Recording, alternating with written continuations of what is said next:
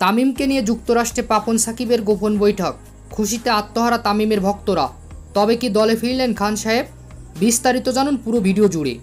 দর্শক, লম্বা সময় ধরে জাতীয় দলের বাইরে আছেন দেশসেরা ওপেনার তামিম ইকবল। চলছে তার দলে ফেরা না ফেরা নিয়ে আলোচনা, তবে সেটা শুধু বাড়ছেই।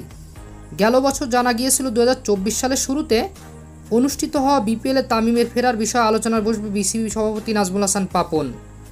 তবে ইতিমধ্যে বছরের জুন মাস চলে আসলেও আর কোনো ফলাফল নজরে আসেনি। যদিও এর মধ্যে দফায় দফায় বৈঠক হয়েছে তামিমের সঙ্গে বিসিবি কর্মকর্তাদের, কিন্তু এবার সবাইকে চমকে দিয়ে আর একটি গোপন তথ্য দিল।